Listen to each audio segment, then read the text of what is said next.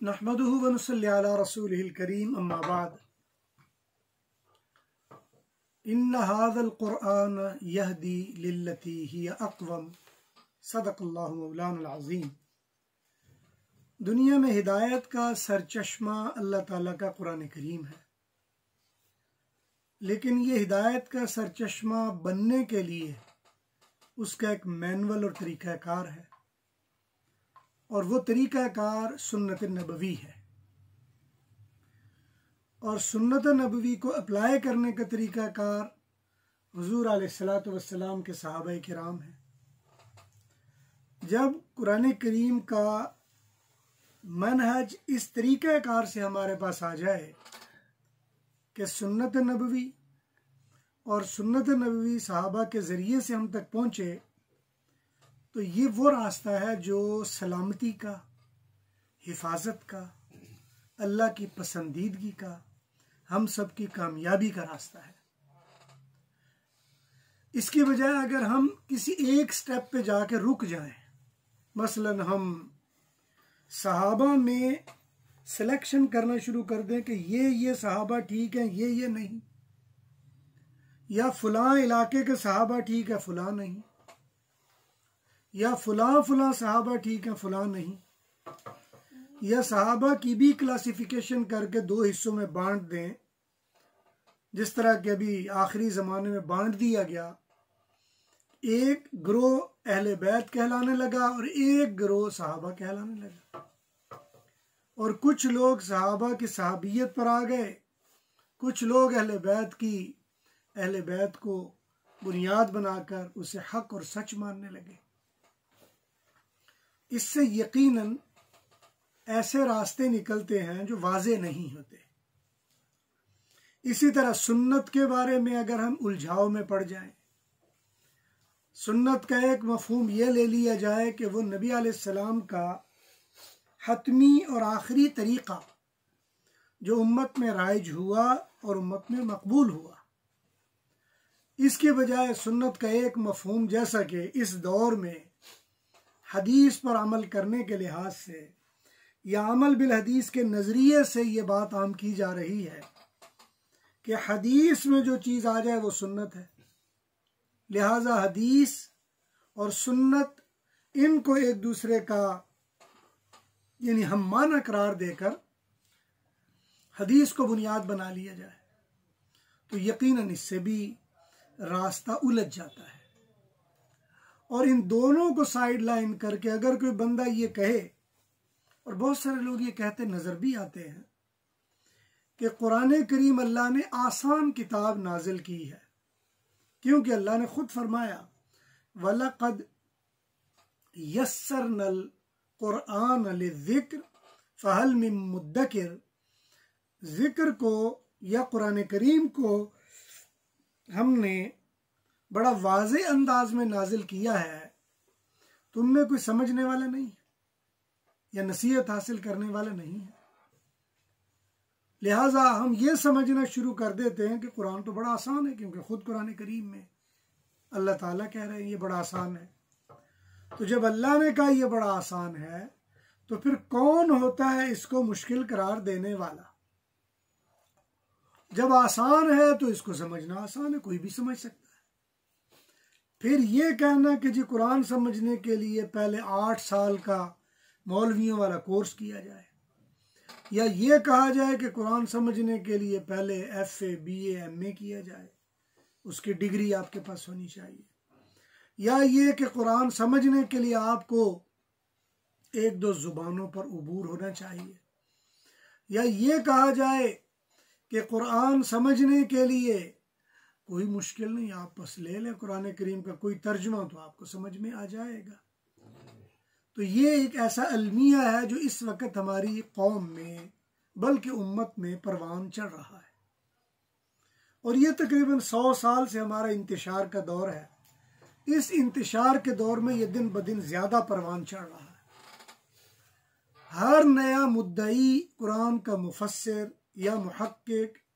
या फ़क़ी या मुज्तहिद या मुहद्दिस, जब भी वो खड़ा होता है,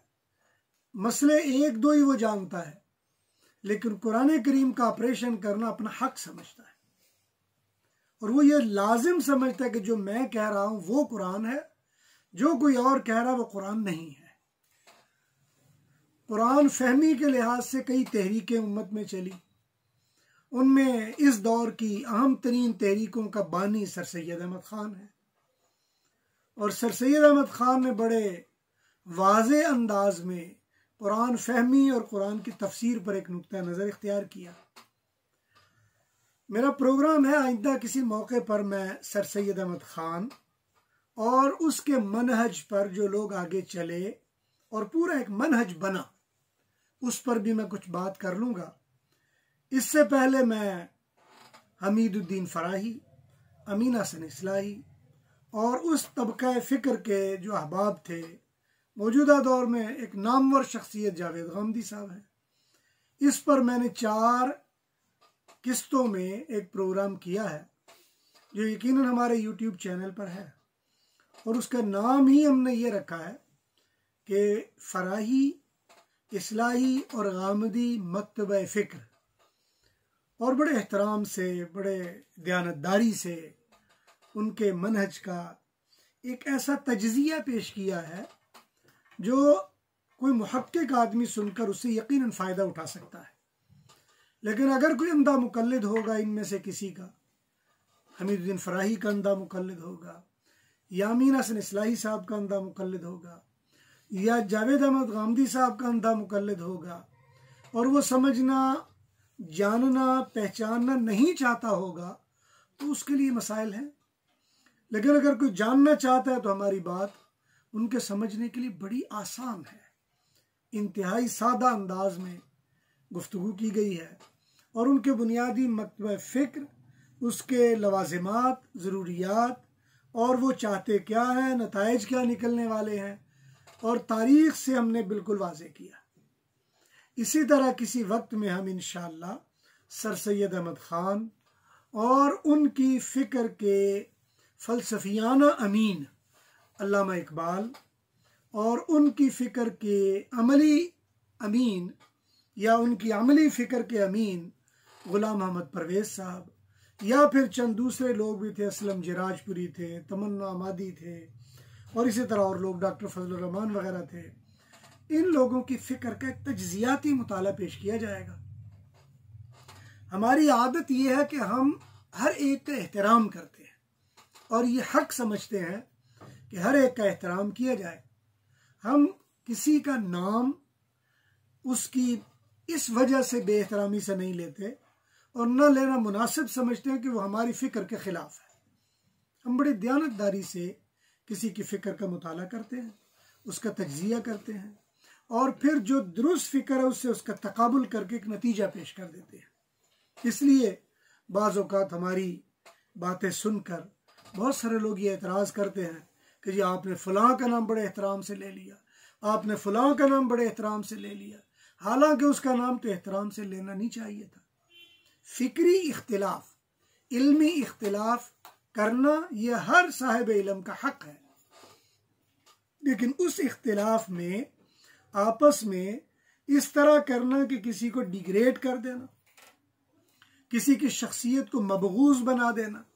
या किसी पर तान व तशनी शुरू कर देना, ये ना हमें ज़ेब देता है, ना हमारे मनहज का हिस्सा है और ना हम इसको मुनासिब समझते हैं। हमारा बुनियादी मकतबा फ़िक्र यही है कि हर एक का एहतराम, लेकिन सालिम और सही फ़िक्र का तज्ज़िया करके उसको पेश कर दिया जाए। एहतराम हर एक का किया जाए, लेकिन दुरुस्त, सही और सालिम फ़िक्र को आगे पेश कर दिया जाए, जो बग़ैर किसी ताज्जुब या बग़ैर किसी तअस्सुब या बग़ैर किसी हिलो हुज्जत या बग़ैर किसी की तनक़ीद या तग़लीद या तग़लीज़ के उसको वाज़ेह अंदाज में पेश कर दिया जाए और इसमें एहतराम ख़ास तौर पर पेश नज़र रखा जाए। और आप हमारा, इससे पहले हमने मुताला मुख्तलिफ़ चीज़ों का पेश किया है, मसलन इंजीनियर मिर्ज़ा मोहम्मद अली साहब, हमने उनके भी बाज़ चीज़ों को वाज़ेह किया है और आप सुन के देखिए, हमने बेएहतरामी वाला कोई अंदाज़ नहीं इख्तियार किया और न ही मदारियों वाला इख्तियार किया। अगरचे उनका अंदाज़ ये है कि ये जी फक्की नंबर 1 है तो ये फक्की नंबर 2 है, लेकिन हमने फकीयों शकीयों वाला काम न किया है और न हमें आता है, और न ख़ानदानी तौर पर हम किसी हकीम के पास बैठे हैं कि हम फकीयों शकीयों के कामले में पड़ जाए। इसलिए हमने बिल्कुल उनका भी एहतराम के साथ तज्जियाती तज्जिया किया है, उनका तज्जिया किया है, कहाँ पे उनको गलती लगी है वो वाज़े की है। इसी तरह शेख मोहम्मद साहब हैं, उनका हमने तज्जिया किया है और वाज़े किया है कि कहाँ पे उनको गलती लगी है। अक्सर होता ही है कि जब भी एक फ़िरका बनता है एक मसले से अलग होता है, एक मसला ऐसा होता है जिससे वो एग्जिट ले रहे होते हैं मेन स्ट्रीम से या मेन रोड से, एक आध नुक्ते से एग्जिट लेकर वो अलग जाते हैं, और फिर अलग जाते हैं तो मजबूरी से फिर उनको अपने तमाम नुक्ता हाय नज़र पर अपनी राय देनी पड़ जाती है और बिल्कुल अलग अलग एक चीज़ बन जाती है जो यकीनन गुमराही का बायस होती है। इसलिए सलामती इसी में है कि बिल्कुल सीधे रास्ते पर रहा जाए। वो मशहूर हदीस है जो हुजूर अकरम सल्लल्लाहु अलैहि वसल्लम से मनकूल है। एक दिन हुजूर सल्लल्लाहु अलैहि वसल्लम ने ज़मीन पर एक ख़त खींचा, सीधा रास्ता, और फरमाया कि हादा सिराती मुस्तकीमा, बिल्कुल सीधा ख़त ज़मीन पर खींचा और कहा हादा सिराती मुस्तकीमा, फरमाया फत्तबिऊ, इस सीधे रास्ते की इत्तिबा करो। फिर दाएं बाएं छोटे छोटे ख़त खींचे, बल्कि बाज़ हदीस की किताबों में हाशिए पर वो एक कंगी नुमा लोग बना भी देते हैं, एक बड़ा ख़त दरमियान में है, दाएं बाएं कंगी की तरह छोटे छोटे उसके दंदाने से बने हुए हैं, और ऐसी तस्वीर भी बना दी जाती है। और हुजूर सल्लल्लाहु अलैहि वसल्लम ने ऐसे ही बनाया और फरमाया वला तत्तबिउस सुबुला, इन रास्तों की तरफ ना जाना, फतफर्रक़ बिकुम अन सबीली, वरना असल रास्ते से वो तुम्हें दूर कर देंगे। तो ये असल रास्ते से दूर होने का जरिया बन जाते हैं, एक मसले से एग्जिट लेकर अलग हो जाते हैं। इसलिए वो एक मसले में अहले सुन्नत का तरीका यह है कि हर मसले में एतदाल का अंदाज इख्तियार किया जाए, इफरात व तफरीद से दूर रखा जाए, तहकीक में पढ़कर किसी की तगलीद का रास्ता इख्तियार न किया जाए, तहकीक में पढ़कर अहले सुन्नत का जो मियाना रवी है, दरमियाना मनहज है, उसको इख्तियार कर लिया जाए। और यही हमारा मनहज भी है और यही हमारा तरीक़ाकार भी है। हम अगर किसी को ये कहें कि वो दुरुस्त नहीं कह रहे तो दलील की बुनियाद पर कहते हैं, हम अगर किसी को तायीद कर रहे होते हैं कि ये ठीक है तो दलील की बुनियाद पर कर रहे होते हैं। हमने अपने ऊपर आज तक ये कोशिश की है कि कोई लेबल हमारे ऊपर ना लग सके, हमारे चैनल पर कोई लेबल ना लग सके, और हम ये भी नहीं चाह रहे कि हमारे नाम पर एक अलग पार्टी बन जाए। इसलिए कि हुजूर अक़दस सल्लल्लाहु अलैहि वसल्लम की बारगाह में जब जाकर हमने पेश होना है तो हम ये चाह रहे हैं कि हुजूर अकरम सल्लल्लाहु अलैहि वसल्लम खुश दिली से हमें यानी वेलकम कहें कि मेरी उम्मत की रहनुमाई करते हुए एक बंदा आ गया है, ना कि अपनी पार्टी बनाते हुए बंदा आ गया। हम हरगिज़ नई पार्टी न बनाना चाहते हैं, न उसके दाई हैं, और न हमारे पास कोई ऐसा यानी कोई पक्की शक्की है, और न कोई कैप्सूल, कोई गोलियां हैं कि हम नया एक मनहज बना लें या नया कोई गिरोह खड़ा कर लें। बल्कि हमारा तरीक़ाकार ये है कि हक़ को हक़ के अंदाज में पेश कर दिया जाए। लेकिन बाज़ औक़ात बाज़ मसाइल में अगर मज़ीद तहकीक की जाए तो बंदा राह रास्त से हटता है। हम उस मज़ीद तहकीक में जाने को अच्छा इसलिए नहीं समझते कि जो हुजूर सल्लल्लाहु अलैहि वसल्लम की पसंद है हम समझते हैं वो हमारी पसंद हो तो इसमें सलामती ज़्यादा है। जैसे मिसाल के तौर पर अगर तारीख़ में हम अपना कदम डाल लें तो तारीख़ बहुत सारे सहाबा पर तनकीद करती हुई नज़र आती है, बहुत सारे सहाबा की तनकीस करती हुई नज़र आती है, और सहाबा किराम के आपस के मुशाजरात को लेकर एक दूसरे को बुरा भला कहती हुई नज़र आती है। आजकल के बहुत सारे ऐसे हैं यूट्यूब चैनल पर, और आजकल बाज़ शिया हजरात भी हैं, एक आध मसला ले लेते हैं जी, हज़रत मुआविया की मौत कैसे हो गई, हज़रत मुआविया ने यजीद को अपना नायब क्यों बना लिया, दुरुस्त बनाया कि गलत बना लिया, हज़रत मुआविया ने हज़रत अली के साथ लड़ाइयाँ क्यों कर लीं, हज़रत अली हक़ पर थे या फ़लाँ हक़ पर था, सही कौन था और गलत कौन था। ये वो छोटे छोटे मसाइल हैं। अगर तारीख़ की किताबों में चले जाएँ तो सहाबा की अज़मत के बारे में तारीख़ को हम तारीख़ समझते हैं, सहाबा किराम की आज़मत के बारे में तारीख़ को हम तारीख़ समझते हैं। सहाबा किराम के बारे में हमें इतना काफ़ी है कि हुजूर सल्लल्लाहु अलैहि वसल्लम के वो सहाबा हैं, इससे ज़्यादा हमें किसी की तौसीक लेने की ज़रूरत नहीं है। हज़रत मुआविया रज़ी अल्लाह ताला अन्हो वो हुजूर के सहाबी हैं, हज़रत अली कर्रमल्लाहु वजहू वो हुजूर के सहाबी हैं, हज़रत उमर रज़ी अल्लाह ताला अन्हो वो हुजूर के सहाबी हैं, उम्महातुल मोमिनीन में सैयदा आयशा सिद्दीक़ा रज़ी अल्लाह ताला अन्हा वो हुजूर की अहलिया हैं, हुजूर की सहाबिया हैं। इसी तरह हज़रत उस्मान ज़िन्नूरैन रज़ी अल्लाह ताला अन्हो हमारे लिए इतना काफ़ी है कि वह हुजूर के सहाबी हैं। अगर तारीख़ किसी को मुजरिम बनाकर खड़ा करना भी चाह रही है, जैसा कि बाज़ लोगों ने ऐसा किया भी, हमारे पिछले इसी दौर के बाज़ अहले इल्म में से मौलाना मौदूदी ने खिलाफत व मुलूकियत लिख कर हज़रत उस्मान ज़िन्नूरैन रज़ी अल्लाह ताला अन्हु पर फ़र्द जुर्म आयद की। इसी तरह हमारे दोस्त मौलाना ज़फ़रुल्लाह शफ़ीक साहब, उन्होंने वाक़या करबला लिख कर हज़रत मुआविया रज़ी अल्लाह ताला अन्हु पर फ़र्द जुर्म आयद की है। ये बहरहाल वो कर सकते हैं, शायद अल्लाह ने उनको अथॉरिटी दी हो या उनके पास पावर हो, लेकिन मैं ये समझता हूँ कि वाक़या करबला हो, जितने सहाबा हैं हम उनको उतना ही पाकीज़ा समझते हैं जितना ईमान लाते वक़्त वो पाकीज़ा थे। हम उसमें किसी तनकीद तानो तशनी में जाते नहीं हैं। हमारी नज़र में सैयदना मुआविया रज़ी अल्लाह ताला अन्हु का अपना नायब मुकर्रर करना यजीद को, हम उसमें एक राई के दाने के बराबर भी किसी शुबा, इश्तिबा, गलत फहमी में नहीं है। हम कहते हैं जो उन्होंने किया बिल्कुल हक किया है, इसमें हम उनको किसी किस्म का तान नहीं देते।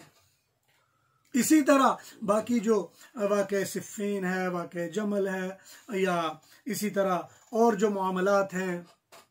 हम इनमें किसी को कोई तान नहीं देते। हम समझते हैं कि ये हुजूर के सहाबा किराम है। हकीकत बात यह है, अगर किसी सहाबी की तारीख़ में 1000 गलतियाँ भी निकाल लें, लेकिन जब हुजूर अलैहिस्सलाम की सहाबियत की चादर उन पर पड़ती है, ये गलतियाँ सब हवा हो जाती हैं। तो इसलिए हम तहकीक के चक्करों में नहीं पड़ते हैं। हमारा मनहज यही है कि कुरान करीम इसको समझने के लिए सुन्नत नबवी और सुन्नत नबवी की को वाज़े करने के लिए वो जमात है जो हुजूर सल्लल्लाहु अलैहि वसल्लम ने खुद तैयार की थी। हो सकता है आज कोई आदमी कहने जी मेरी बड़ी तहकीक है, मैंने ये पढ़ लिया, मैंने वो पढ़ लिया, इतनी किताबें पढ़ी, इतना ये पढ़ा है, लेकिन हकीकत बात यह कि आप तहकीक कर लें, तहकीक करके आप कोई नई चीज़ निकालना चाहें तो निकाल लें, लेकिन हम समझते हैं कि जो पहले चीज़ें वाज़े हैं, अब उसमें कोई किसी किस्म की उलझन की और गुंजलक की और किसी ऐसी बात की ज़रूरत नहीं है कि हम नए सिरे से एक मनहज खड़ा करना शुरू कर दें। इसलिए हमारा तरीका यही है कि हम चाहेंगे कि हुजूर सल्लल्लाहु अलैहि वसल्लम के पास जब पेश हों तो हम पर यह इल्ज़ाम ना लगे कि इसने भी एक नया गिरोह बना लिया था, इसने भी उम्मत में से एक नया प्रोग्राम खड़ा कर दिया था। वरना हकीकत बात ही है कि मैं अर्ज़ करता हूँ, मेरी ज़िंदगी के कई तजर्बात ऐसे हैं कि बहुत सारे ऐसे अहले इल्म को मैं जानता हूँ कि उनके मुकाबले में जब मैंने अपने आप को देखा तो मैंने देखा कि मैं उनसे ज़्यादा ज़हीन हूँ। जिस ज़माने में मैं मिर्ज़ाइयत का मुताला कर रहा था तो मुझे याद पड़ता है मेरी गालिबन ये 14 साल उम्र थी उस वक़्त, तो मैंने रबवा में बैठ कर उस वक़्त इसका सारा मुताला किया। उस वक़्त उनके सैयद अब्दुल हई साहब नाजिर होते थे नशर व इशात के, वो मेरे मेज़बान हुआ करते थे। अगरचे मेरा और उनका उम्र के लिहाज से तो मेरा ख्याल है शायद दादे पोते का फ़र्क होगा, लेकिन मोहब्बत थी उनकी, बड़ा एहतराम करते थे। मुझे बाकायदा बंदा भेजना, अड्डे से लेके जाना, फिर अलग से दारुज़्ज़यूफ़ में या दारुज़ैफ़ क्या नाम था, वहाँ पे मेरा बाकायदा एक कमरा रखना, हर तरह की किताबें मुहैया करना। और मैंने मिर्ज़ा साहब का बड़ी तफसील से मुताला किया, एक एक किताब मुताला की। ये वो ज़माना है कि अभी रूहानी ख़ज़ाइन बने नहीं थे, अभी इंडिविजुअल किताबें मिला करती थी, तो मैंने सारी किताबें पढ़ी। और मुझे याद पड़ता है कि एक दिन मैंने जब किताबें पढ़ ली तो जो साहब मुझे गाड़ी पर छोड़ने के लिए आते थे तो उन्होंने मुझे कहा कि जी आपने मिर्ज़ा साहब को कैसा पाया है। तो मैं उस वक़्त चूँकि उम्र भी छोटी थी और जो छोड़ने आने वाले थे वो भी मेरे चचा की उम्र के थे, मेरी 14 साल उम्र थी तो उनकी कोई 30 साल के करीब होगी। तो मुझे मोटरसाइकिल पर छोड़ने रास्ते में उन्होंने पूछा तो मैं इरादतन चुप रहा, फिर दोबारा उन्होंने पूछा तो फिर मैं खामोश रहा। तीसरी मर्तबा उन्होंने पूछा तो गाड़ी के पास में खड़ा था और दिल में सोच रहा था जब गाड़ी आ जाए तो फिर मैं इनको जवाब दूं, इसलिए कि ये वो ज़माना था कि पिटाई हो जाना तो कोई नामुमकिन नहीं था। मेरी उम्र ही छोटी सी थी, कोई भी लगा देता तो मैं क्या कर सकता था। एक 14 साल का बच्चा हो और एक तरफ 30 साल का बंदा वो उसकी ठुकाई कर रहा, कौन उसको रोकेगा। अगर वो ये कह दी मेरा शागिर्द तो क्या कर सकेंगे आप।